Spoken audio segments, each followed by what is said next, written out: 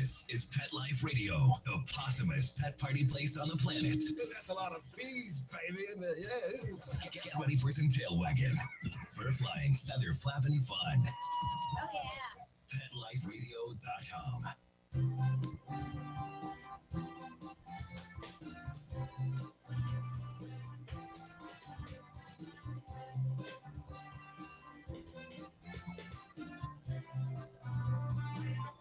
Okay. And welcome. Good morning. Good afternoon. You're here live with Dr. Jeff Werber here, your host for the next 30 minutes on Pet Life Radio's Ask the Vets with Dr. Jeff. And I'm here for you. I'm here for your pets. I'm here to talk about anything, actually. But I can't talk to you unless I hear from you. So I'm going to give you a couple of ways to do so. Number one, good old-fashioned way, get us on your phone. 877 toll-free, 877-385-8882. Once again, 877-385-8882. You can also just drop us a note right here to Dr. Jeff, Dr. Jeff at PetLifeRadio.com, and your message will be sent to me as we speak. And finally, I think the best way is to join us here live on Google Hangouts. Here's how you do it. Very simple. You're going to log on to PetLifeRadio.com, click on that little shows tab, scroll down to, I don't know, maybe 6 or 7 to Ask the Vets with Dr. Jeff. I'm in the A's. And then you'll scroll down once you get my page and you will see a Google Hangouts link. Click on it and you'll be here live with me. Have your pet with you if you want, if you can. Certainly if it's a lap dog or cat, of course. And we can talk about anything you want to talk about. And so again, here for you, here to have some fun, hopefully educate you, help to enhance that relationship you have with your amazing pet or pets. And so I want to talk to you. As always, I kind of have a couple of things prepared.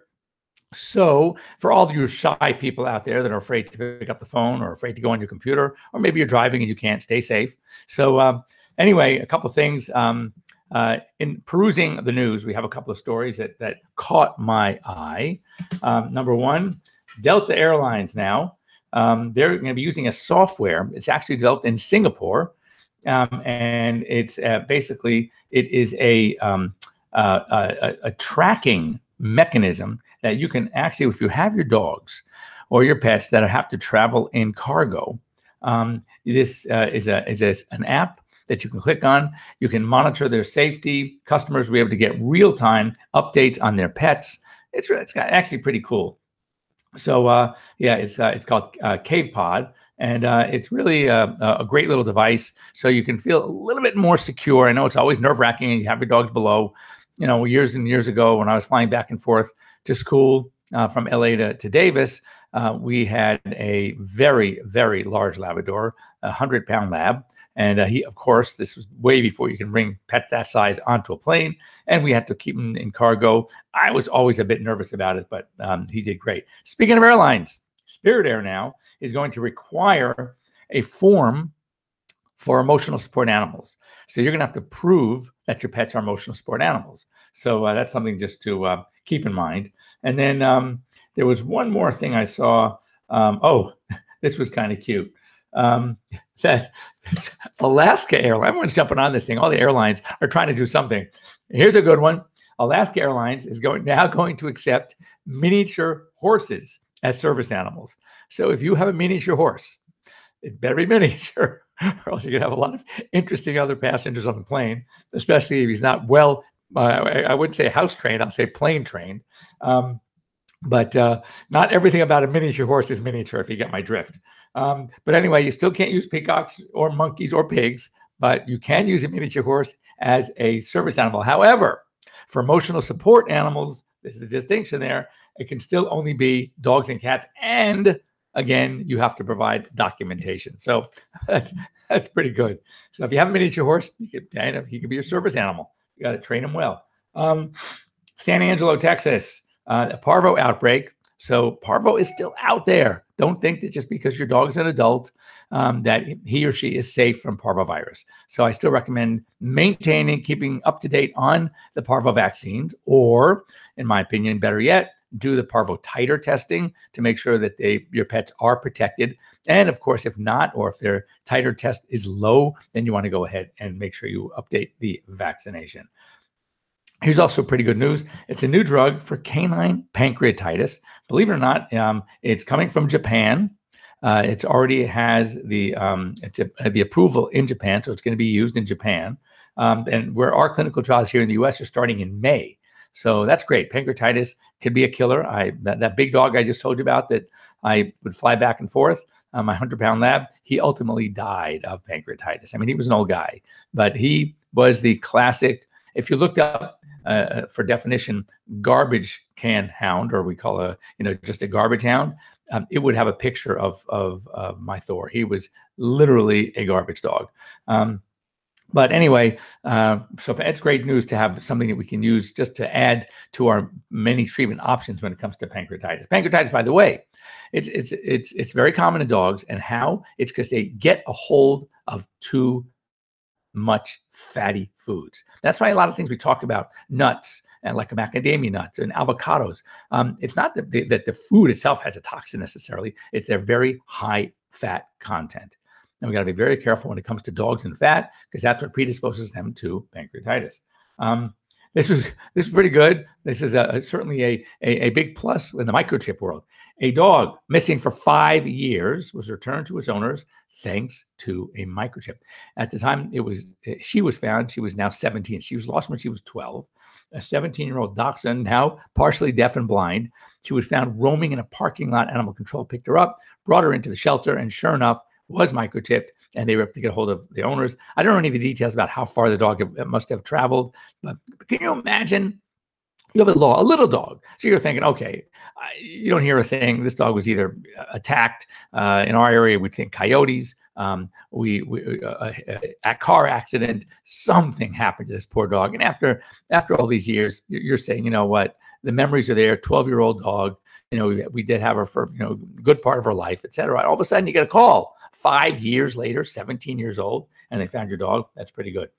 This is also good for those of us that hate this stuff. But a breeder was charged with felony cruelty. This is in Pennsylvania, for cropping her puppy's ears. He was breeding miniature schnauzers, cropping the ears on her own.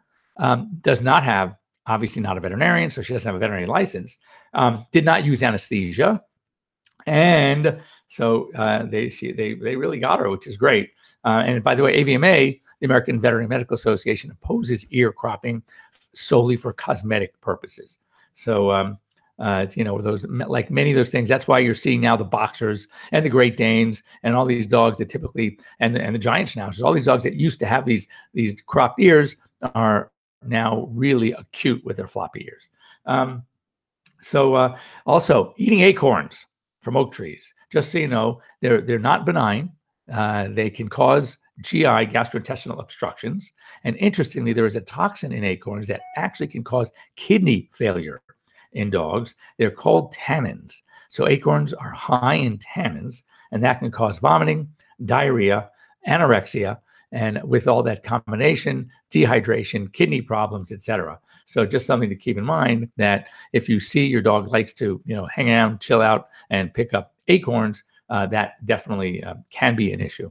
If there's anything else, like other toxins and things that you are concerned about your pets or how it works, I mean, unfortunately, because of media, many of these things are overblown.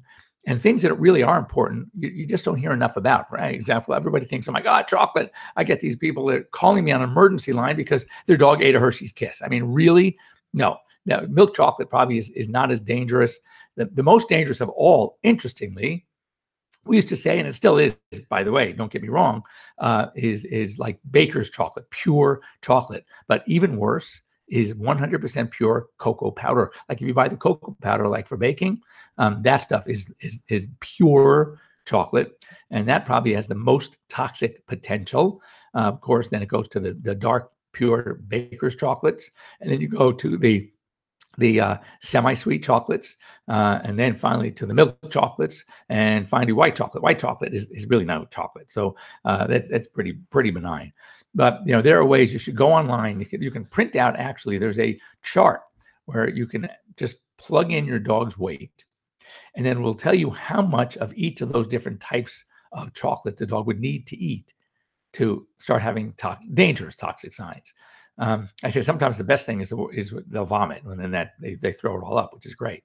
But But there's more subtle toxins. We talked about sago palm. These mushrooms, we talked about it last week, that are growing all over the place. Those potentially are deadly toxic. Xylitol, the active ingredient of sugar-free gums and mints and things like that. Even peanut butter is using sugar-free peanut butter is now putting xylitol in. How many of us will use a little spoonful of peanut butter to give our dogs their medication? Peanut butter by itself is okay. I mean, you don't want to eat gobs of it, but to have a little teaspoon to help the medication go down, it's fine, but not with xylitol. So you got to start looking into things that you have not probably heard of that could be pretty dangerous for our pets.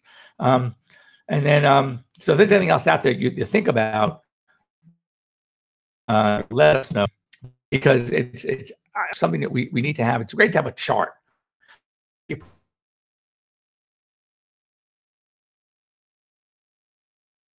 About and some of the ones that I said you do know about, you freak out, you panic, and it's not as bad as everybody thinks. But there are ways to find out, and you have it at your fingertips. One of the things I wanted to talk about, because we're seeing, as our weather is changing, we have to be prepared to keep our dog, and probably not be exercising as much outdoors of autumn before it gets really cold. I've heard that in some parts of the country they're already seeing some frosts. But while you still have the time, it's a great time now. In fact, it's sometimes better because you don't have the same precautions that you have when it's the middle of summer, where we talk about you can't exercise them after, say, 8 in the morning. It's really hot in parts of the country. Even during the day, you don't want to go hiking at all. Now is a great time to get out and exercise your pets. And take advantage of, as I said, it's the cooler weather. There are less restrictions. It's better for you. It's cooler for them. And when you think about that, what typically happens during the winter, I'm talking, middle of the country, up in north, winter where it's below freezing. You're not going to go out there as much as you would like, and as much as we probably should, to get us out there and get our dogs out there. So it's a great time to do it now, and knowing that we always joke about that when the same thing happens in dogs, it happens in people. And I always talk about it in springtime, and that is putting on that extra winter weight. And the reason it happens is because instead of going outside to do that jog or get on the bike, you're saying, no, it's okay. I think I'll stay home today. So when you stay inside, obviously your pets are staying inside. You don't want to leave them outside in freezing cold weather all day. So in general, the potential to put on the pounds often increases this time of year. So, and as we get into winter, so to take advantage of the great fall weather, I'm here today in LA. It's the sun is out, but it's a mild. Some of you might hate me, 75 degrees, but it's not like 95, and it never reaches that point where it's really, really dangerous for dogs. So good to get out, play with some things, go play fetch. Actually, speaking of fetch, October 20th is called National Fetch Day. And so you might want to take advantage of National Fetch Day on the 20th and just get out there with your pets and have a good time. I know it's sponsored by PetMates. Chuck It. I'm actually going to be I'll be in New York doing a media tour on Friday the 12th. And anyway, so that's just take advantage of it. We want to get out there, exercise, feed your pets right, positive reward, all the things that you want to do to get your pets to want to be outside as much as you can during the day. So anyway, when we come back, I want to talk about a symptom that is, it's one of the symptoms that I'm sure that when you've taken your pets into the veterinarian and they're going to ask you about, is appetite's okay? Yes or no. Any vomiting, diarrhea, any things like that, of course. And but one of the things that they're always going to ask, and we're going to go through a list of why is such an often asked question: is he drinking more water than normally? We call it PUPD because what happens when your dogs drink too much? Then they usually pee too much. And that's certainly something that is not as joyful for you as it is for them. So anyway, PUPD, we're going to come back in just a few minutes and we're going to talk about PUPD, what causes it, it's unbelievable how many different conditions can be causing PUPD, why it becomes such an important trait that we look for, a behavior, a symptom of one of many diseases that we think about when trying to evaluate your pet's health. So don't go away. We'll be right back after these short messages. We'll be right back, right after these messages.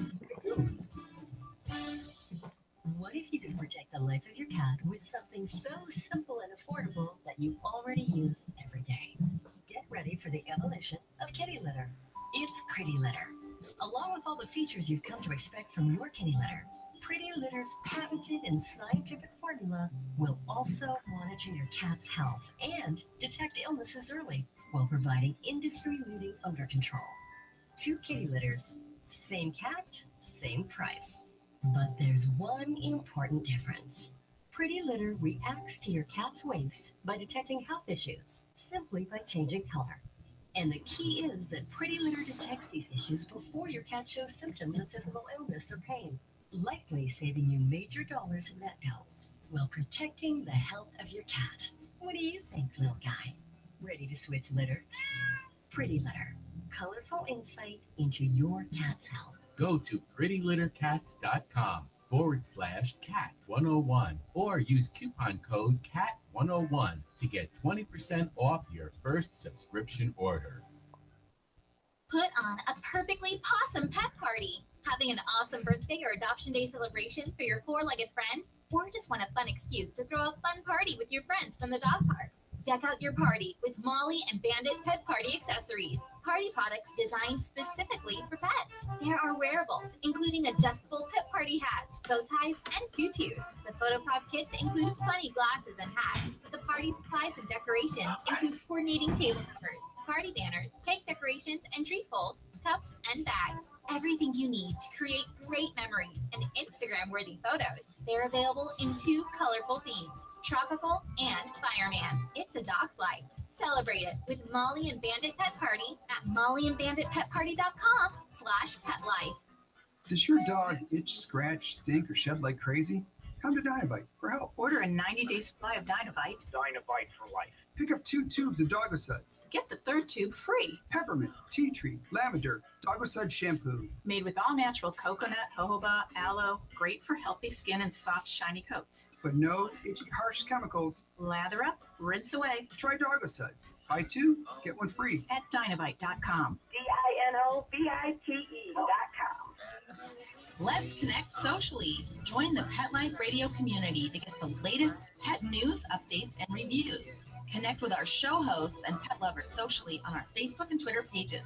You're just one click away. Find us at PetLifeRadio.com. Begging to hear more of your favorite show? Full episodes of all our shows are available on demand. Go to PetLifeRadio.com to fetch our entire lineup of Possum Pet podcasts. Also, dig us up in iHeartRadio and iTunes. Let's talk pets. Live and on demand, only from Pet Life Radio. Let's talk pets. Let's talk pets. On Pet Life Radio. PetLifeRadio.com.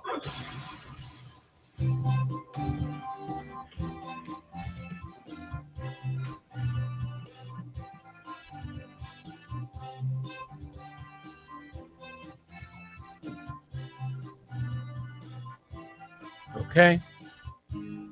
And welcome back. We're here live with Dr. Jeff Werber here on Pet Life Radio's Ask the Vets with Dr. Jeff. And before the break, we talked about PUPD, polyuria polydipsia. Actually, it sounds better PUPD, but it should be PDPU because it's polydipsia. You got to drink first before you start urinating. But it can go both ways because there's some conditions we'll talk about where you end up urinating more and then you get thirsty, the dog gets thirsty, and then they have to drink a lot more. So it is one of the more common symptoms that we talk about when, especially senior dogs, is approaching middle, to older age. And we're talking about symptomology, what it is they're doing, how they're behaving, how they're eating, how they're urinating, defecating okay, etc. And we ask about, are they drinking a lot more water than normally? And the reason for this is many. So a number of pretty, I wouldn't say they're common, but typically when you're talking in medical terms, a double negative doesn't always fit. So for example, usually if one would say not uncommon, that would mean it's common. And yet in medicine, it does not mean that.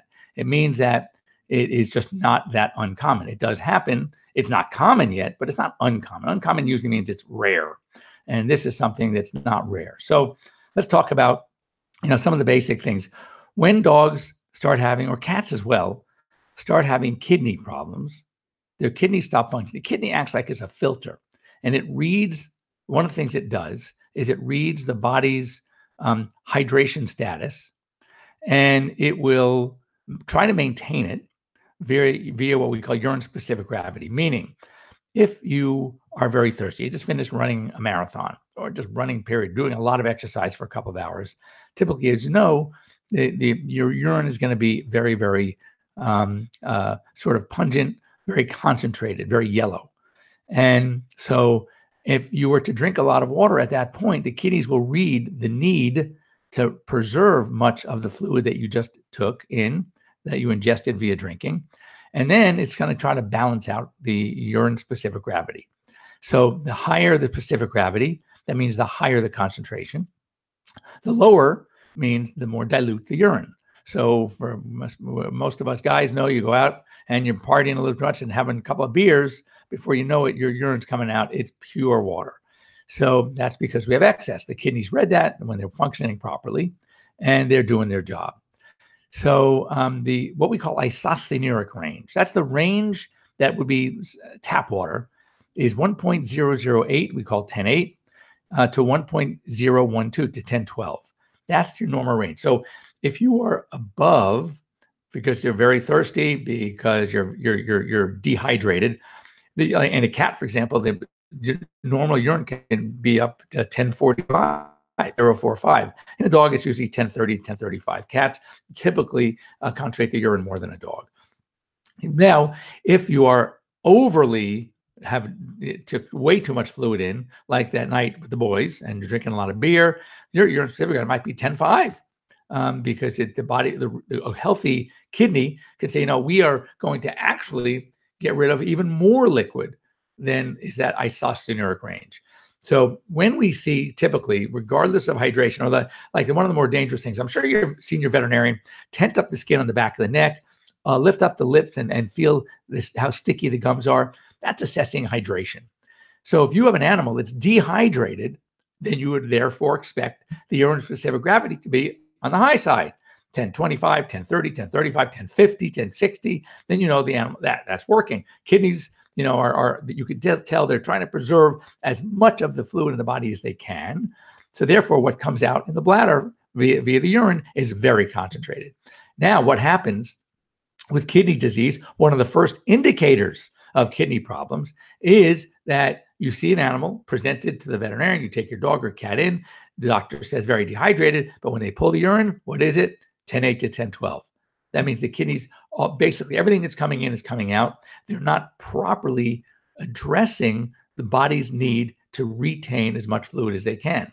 So they're no longer doing their job. That's one of the first things we see in kidney disease. We see very, very normal, we call isoscenuric urine, in that 10.8 to 10.12 range, despite the pet's hydration status. So then, of course, the blood test will indicate, high BUN, clearly seen with dehydration, high creatinine, high phosphorus, and that's sort of one of the ways we start thinking about kidney disease and kidney failure. Likewise, dogs with cystitis, bladder infections, could also be drinking a lot more water than normally. Why? Because the body is trying to dilute out the infection going on in the bladder by taking in more water. So the body is doing its job, telling you that, or your pet, that they need to drink more water than normally. So kidney bladder issues definitely can cause what we call PUPD. How about some disease states? Well, there are a couple that we think about. Number one is Cushing's disease. Cushing's disease is an over secretion of the adrenal gland, either via the adrenal gland itself, we call that Cushing's disease, or via signaling from the brain's pituitary gland telling the adrenals that they should secrete more of their hormone. And that is called Cushing's syndrome. Treated pretty much the same, though. If we know we have an adrenal tumor, a functional adrenal tumor, sometimes surgery is the best option. You're not going to start going and doing brain tumors in the pituitary gland for your pets. So Cushing's disease, because of the increased secretion of the hormone, the adrenals hormones, cortisols, a couple of things we see. First of all, it's as if the body is getting too much steroid.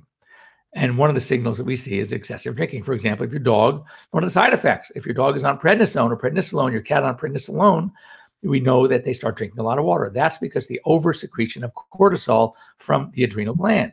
So when the body is doing it to itself, again, cortisol rises, cortisol levels rise, and the body is always thirsty. The dogs are drinking like crazy because that's one of the side effects of over cortisol, high cortisol levels. So with Cushing's disease, we're going to look for other things. We're going to look at the alkaline phosphatase level in the blood. We're going to look at the kidney itself. Is the kidney functioning properly? If it is, then obviously we're not worried about the kidneys in this case. So we're looking for another cause. And Cushing's is one. Addison's disease, kind of the opposite of Cushing's, but interestingly, can also present with what we call PUPD. Addison's is a hyposecretion of the adrenal gland. They're not getting enough signal or putting up enough cortisol. And so we have these animals now that are very low cortisol. They often drink a lot and urinate a lot, but they also are at risk of certain diseases because one of the things they can't handle is stress. One of the factors in our bodies that help us deal with stress is cortisol. So when we are stressed, cortisol levels rise. And if the body can't respond to that stress, then it takes a more of a major effect on us. So Addison's disease, episodic weakness, sometimes muscle loss, we call ADR. These animals present just not doing well. It's like an overall malaise, and sometimes drinking a lot of water. We suspect there's something we look at called the sodium-potassium ratio. So on our basic blood test, everything else, all the organs might be totally fine, but we see a very low sodium-potassium ratio, and that might indicate Addison's, and that's a disease that we have to actually, again, just like Cushing's, do some further testing. All we get when we do a basic blood work is sort of like the clues. There may be something going on here. We see a high alkaline phosphatase. Alkaline phosphatase, a liver enzyme, could be elevated for other reasons as well. So it just doesn't mean, oh my God, we have high alkaline phosphatase, it's got to be Cushing's. No. It is just a screener that says, okay, Cushing's is on the list. Let's go ahead and let's take it to the next level. And that's going to be some more testing, possibly an ultrasound, looking at the adrenal glands, et cetera. And that kind of gives us an idea. Typically, we're going to do the various tests first, low-dose dexamethasone suppression test, sometimes the old-fashioned ACTH, adrenocorticotropic hormone test. Those are done as well. Most of us now like the low-dose dex suppression to actually make our diagnosis of Cushing's. And the ACTH is a better way to actually make a diagnosis of Addison's. So they're both still used. And we use the ACTH to monitor our treatment success when dealing with a confirmed Cushing's. Now, two other diseases that we see, again, I know you've heard of them because one is it's much more common in people, and that is diabetes. And diabetes, there are two types of diabetes we talk about. There's diabetes mellitus. That's the sugar diabetes, the insulin-related diabetes. And then we have diabetes insipidus. And that's the ADH, it's the antidiuretic hormone. That's more of a brain, but also pituitary gland issue where there's an interconnection between what the body is telling the kidneys to do and how the kidneys are responding. And if there's antidiuretic hormone not available, the kidneys aren't getting the signal. The kidneys are working perfectly well, but they're not getting the signal to say, okay, guys, the body is really, really dehydrated. Save as much hydration, as much water as you can, and only urinate the excess. And the kidneys aren't getting that signal. So what do? Everything that comes in comes out. And therefore, these animals are very dehydrated, and that's called diabetes insipidus. But let's talk about mellitus for a second. Diabetes mellitus, as in people, in dogs is 99.9% type 1, regardless of the age at which they are afflicted. So at any age, where a dog, not, it is insulin-dependent diabetes, which is the equivalent of juvenile diabetes in people. Cats, on the other hand, when they are diagnosed with diabetes, it's typically type 2 diabetes, which is like adult onset diabetes in people, again, associated with obesity. Well, obesity can play a major role, though you can also diagnose diabetes in a cat that's not obese and treat it a bit differently, of course, with canine diabetes, insulin. And one of the telltale signs of diabetes, because of the high sugar, is PUPD. But when you do a urinalysis test on a dog, right, that has diabetes mellitus, not only, or even a cat, you're not only going to see high blood sugar, but one of the clues is you're going to see sugar in the urine. And there's typically what we call a urine threshold. And that is that if you have high blood sugar to a point, usually it's over 250 mg per deciliter, that means of sugar in the blood, then it's going to now spill over into the bladder, into the urine. And so if you're going to see a dog with, say high blood sugar in the 3, 4, 500s, and you do a urinalysis, you see +3 urine blood sugar in the urine, glucose in the urine, that's a pretty good sign that you're dealing with a diabetic. Sometimes you'll also see something called ketones. Now, ketones is a little more of a dangerous thing because that means it's going on for a long time and it's very high, and that can lead to some other problems. So ketones, in addition to high urine sugar, is potentially a danger. Just keep that in mind. So so the bottom line is here. Oh, one thing to add to the list. You oftentimes will get puppies that are PUPD. And we're saying, it's a puppy. It doesn't have diabetes. It doesn't have, kidney failure yet. And you're right. It probably doesn't. So in pups or in dogs that are very anxious, we see something called psychogenic polydipsia, meaning they just like to drink. And therefore, since everything is working perfectly, what happens in a healthy animal that overdrinks? Again, talk to the guys that go out and have the beers. You just end up urinating a whole lot. It's usually very dilute urine. And so for that, you want to work with your veterinarian, but we need to put your puppies on a water drinking schedule. You don't want to obviously take water all the way because they still need water. So we put them on a schedule where they're not over drinking. We control their water intake during the day based on their weight, activity level. Your doctor can help figure out how much water the dog needs on a daily basis and split it up, and don't let them drink at will. Keep them away from the swimming pool, keep them away from the toilet bowls, because these puppies, they'll just drink, and guess who gets to clean up the mess? So anyway, when it comes to symptoms, it's very important to check them out. If you do notice your dog or cat spending more time than normally at the water bowl, or looking up to you every time you walk by the bowl, it's empty, definitely you want to act on it. You got to see your veterinarian. Take care. They'll check out things like the Cushing's, like the Addison's, like the diabetes mellitus, like diabetes insipidus, and also kidney problems or bladder problems. So hope you learned something this morning. And if you have any questions, or if there's any other disease that you want to hear more about, you just don't understand, you get a diagnosis, you're not really clear on how it happened, why it happened, what do you do now? And I know that many diseases have a lot of different treatment options, and you kind of want to help another brain helping him make the decision.